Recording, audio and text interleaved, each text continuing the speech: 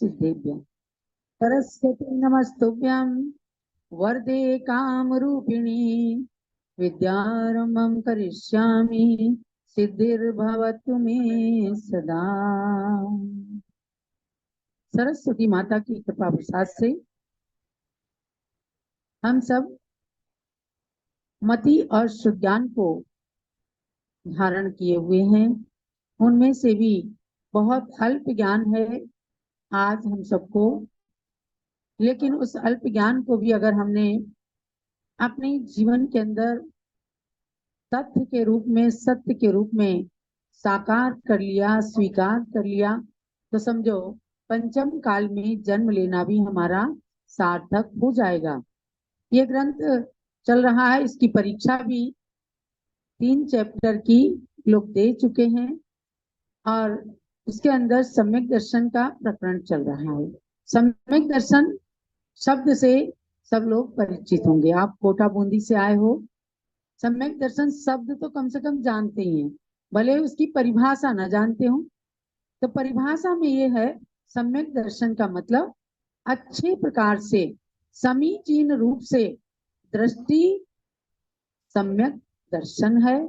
एक दृष्टि होती है आंखों की और एक दृष्टि होती है आत्मा की। समझ गए? एक दृष्टि होती है आंखों की, एक दृष्टि होती है आत्मा की। आंखों का विजन भी अगर ठीक नहीं है तो समझो आंखों में रोग है। ऐसे आत्मा का विजन भी अगर ठीक नहीं है तो समझो आत्मा में भी रोग है। वो किस चीज का रोग है? कर्मों का, मिथ्यात्व का, अज्ञानता का रोग होता है। उस अज्ञानता को हटा करके जब राइट विजन आत्मा का हो जाता है, माने समीचीन दृष्टि आत्मा की हो जाती है, तब व्यक्ति सम्यक दृष्टि बन जाता है। और वो कोई भी असंभव नहीं है। देव शास्त्र गुरु पर, सच्चे देव शास्त्र गुरु पर श्रद्धान करना बस समझो सम्यक दर्शन है। कुछ लोग भ्रमित कर देते हैं कि आज हमें पंचम काल में सम्यक दर्शन हो ही नहीं सकता। जितने भी साधु हैं कोई सम्यक दृष्टि नहीं है। ये कौन कहता है?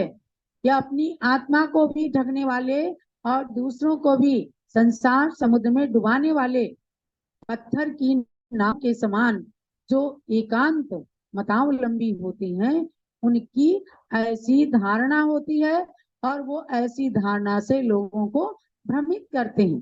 पर आप एक गुरु के सानिध्य में बैठे हैं और आज कम से कम सैकड़ों नगरों को संतों के चातुर्मास का सानिध्य प्राप्त हो रहा है।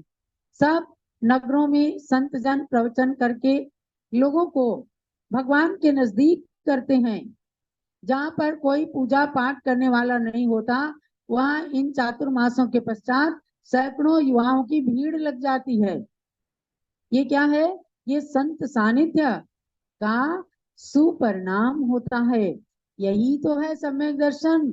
और कहीं से सम्यक दर्शन खरीदा नहीं जाता, कहीं से सम्यक दर्शन हम उधार नहीं ला सकते, कहीं सम्यक दर्शन किताबों में नहीं रखा, मंदिर में नहीं रखा, लेकिन मंदिर के नजदीक लाने वाले संतों के पास जरूर सम्यक दर्शन नाम की चीज होती है।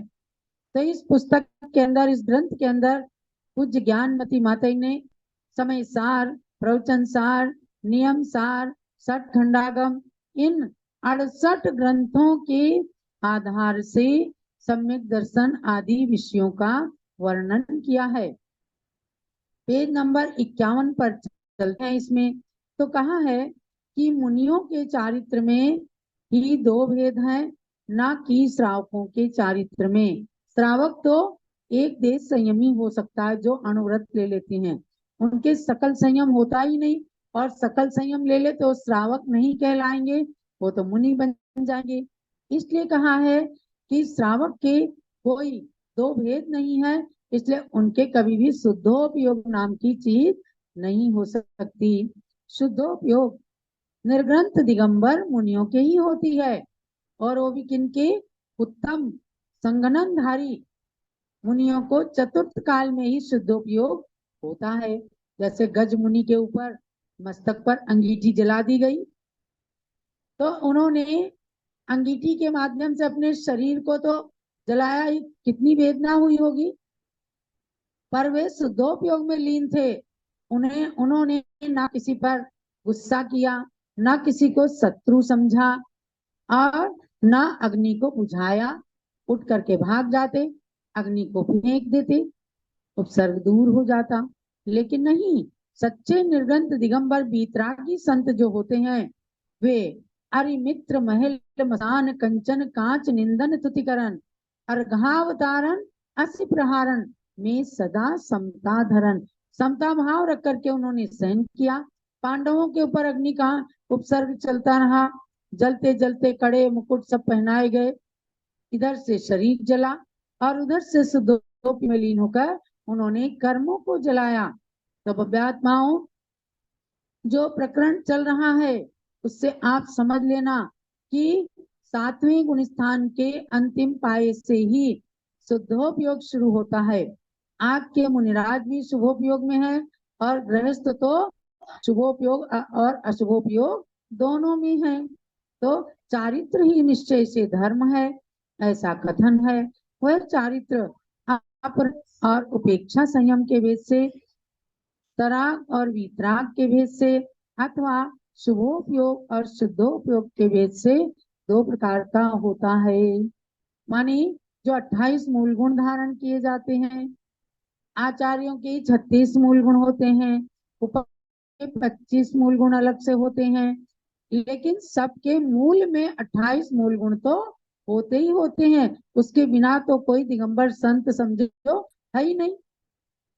और आरिकाओं के उपचार से 28 मूल गुण होते हैं, 5 महाव्रत होते हैं, इसलिए उनको उपकार महाव्रती कहा है, संयतिका कहा है। उन्हें कभी श्रावक श्राविकाओं की श्रेणी में नहीं लिया, समझ गए ना। इसीलिए मुनियों के समान आरिकाओं की भी नवधा भक्ति होती है आहार में, मुनियों के समान आरिकाओं की भी अष्ट द्रव्य से पूजा होती है। शाही सम्यक दृष्टि, राम ने भी गणिनी माता की पूजा की, समझ गए। तो आप सब मुनि और आरिका दुर्लभ चुलिकाओं की खूब भक्ति करते हैं और भक्ति करने से ही संसार समुद्र को तिरा जाता है। इसलिए बताया कि जो मूल गुण रूप से चारित्र धारण किया जाता है वह शराब चारित्र है, वह शुभोपयोग अवस्था है, वह अपहृत संयम है। और जब मुनिराज शुद्धोपयोग में लीन हो जाते हैं, उन्हें अपने पिछी कमंडल का भी कोई भान नहीं रहता, अपने शरीर तक का बिल्कुल ख्याल नहीं रहता। ऐसी स्थिति में उपेक्षा संयम, वीतराग अवस्था और शुद्धोपयोग अवस्था उनकी प्रकट होती है। किसी भी ग्रंथ में श्रावकों के विकल्प चारित्र में सराग वीतराग अथवा निश्चय व्यवहार ऐसे दो भेद देखने को नहीं मिलते, क्योंकि श्रावक तो सरागी ही होता है और साधु सरागी और वीतरागी दो तरह के होते हैं। सरागी मतलब संसार की बात करने वाले नहीं, सरागी मतलब मूल गुणों में राग रखने वाले, भगवान की भक्ति में राग रखने वाले, ऐसे ही सरागी। और जब आत्मा में राग रखने वाले हो जाते हैं तो वीतरागी कहे जाते हैं। इस प्रकार से समझना है, क्योंकि ये प्रकरण चाहे आप एक लाइन पढ़ें लेकिन ये हृदयंगम करने का है। देखो आप सब हैं गृहस्थ जन, आप वीतरागी कभी नहीं हो सकते। एक ज्ञानार्णव ग्रंथ है शुभ चंद्राचार्य का लिखा हुआ, उन्होंने कहा कि गधे के सींग उग जाए, कोई गधे के सींग उगती है कहीं? क्यों भाई, पूरे संसार के अंदर गधा नाम का कोई प्राणी है तो उसके सींग नहीं उगेगी। और आकाश में पुष्प खिल जावे, आकाश में कोई पुष्प खिलता है? नहीं, माने असंभव संभव हो जाए। लेकिन गृहस्थों के कभी शुद्धोपयोग नहीं हो सकता, कभी वीतरागता नहीं आ सकती और कभी भी वे निर्विकल्प ध्यानी नहीं हो सकते। उनके लिए तो कहा कि ग्रह कर्मणापि निश्चितम कर्म मीमांष्टि खलु ग्रह विमुक्ता नाम अतिथि नाम प्रति पूजा रुधिर मलम धावते वारी। आचार्य समंत भद्र स्वामी के शब्द हैं। रत्नकरण शाहुकाचार के अंदर उन्होंने कहा कि गृह कर्म में निश्चित होते हुए, रत रहते हुए, तल्लीन रहते हुए, उन आरंभ परिग्रह के कार्यों को करते हुए भी कर्म विमर्ष्टि खलु गृह विमुक्ता नाम, अपने कर्मों को संचित करते हुए भी कर्मों से छूटने की ओर जो अग्रसर साधु लोग हैं, ऐसे अतिथि नाम प्रतिपूजा, जो अतिथि बनकर आपके द्वार पर आते हैं, आप उनका नवधा भक्ति से पड़गाहन करते हैं, तो समझो उनकी पूजा करने से, उनको आहार देने से, उनकी वैयावृत्ति करने से, उनकी नवधा भक्ति करने से कैसा पुण्य मिलता है। रुधिर मलम धावते वारी। सब लोग आंखें खोलो, जाग जाओ। अयोध्या में आए हो जागने के लिए, सोने के लिए नहीं। कैसे? जैसे खून का कपड़ा कोई खून से साफ नहीं होता, उसके लिए स्वच्छ जल की आवश्यकता होती है। तो स्वच्छ जल से खून के कपड़े को धोने के समान गृहस्थ जन अपने पापों को नष्ट करते हैं संतों की सेवा करके। समझ गए?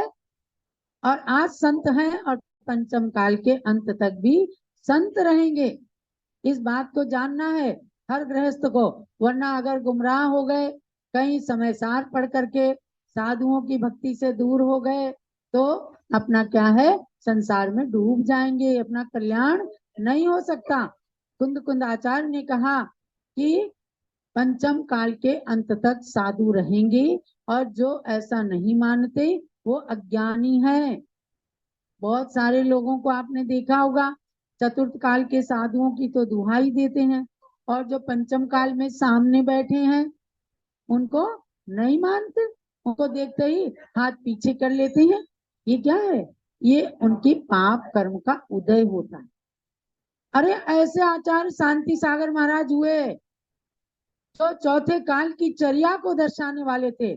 सांप 3-3 4-4 बार उनके शरीर पर पीड़ा करके चला गया, उनके शरीर पर लाखों चींटियां चढ़ गईं, शरीर लहूलुहान हो गया, और आचार्य महाराज ध्यान में लीन रहे, और वो कहते थे कि आज हम अभ्यास कर रहे हैं आत्मा और शरीर की भिन्नता का, इसलिए शरीर से निर्मम होना आवश्यक है। तो महानुभाव ऐसे ऐसे संतों के दर्शन इन्होंने किया है। समझ गए? ऐसे संतों का दर्शन किया है ज्ञानमती माता जी ने। तो मैं देखती हूँ कि इनके 72 साल के जीवन में कई बार गंभीर स्थितियां आई। टाइफाइड बुखार हो गया, ट्रिपल ज्वाइंटिस हो गया, डॉक्टर कहते थे 72 घंटे से ज्यादा इन्हें तुम जीवित नहीं रख सकते। ऐसे समय में ये क्या करती थी, ये भगवान की भक्ति की ओर बस कहती थी, हमें समय सार की गाथाएं सुनाओ, हमें इंद्रधनुष विधान की जयमाला सुनाओ, जिनके अंदर अध्यात्म भरा है, जिनके अंदर खूब भगवान की भक्ति का रस भरा है, जिसके अंदर चारों गतियों के दुख सुनाए गए हैं भगवान को।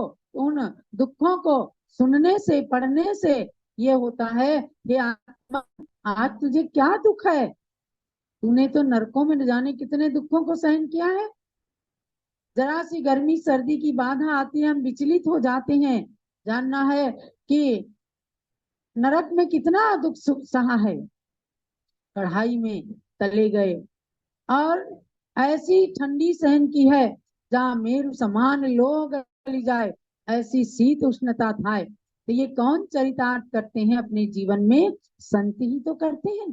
तो जब ऐसे संतों का हम दर्शन करेंगे, उनका सानिध्य लेंगे, उनका सामीप्य लेंगे, तो निश्चित रूप से जैसे बच्चा जैसा बड़ों को देखता है वैसा करने लग जाता है।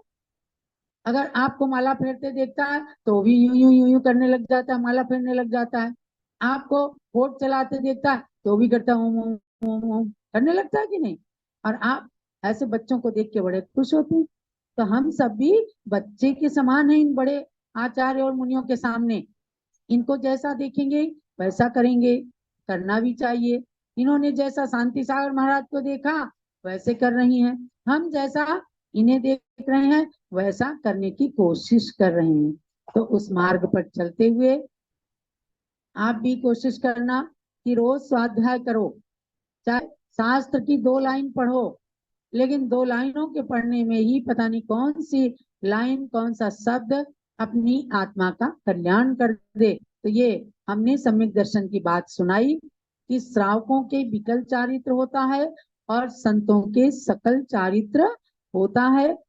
और उस सकल चारित्र में शुभोपयोग और शुद्धोपयोग दो अवस्थाएं होती हैं, और श्रावकों के विकल चारित्र में केवल शुभोपयोग होता है, शुद्धोपयोग की बात नहीं है। यही आज के स्वाध्याय का सार समझना।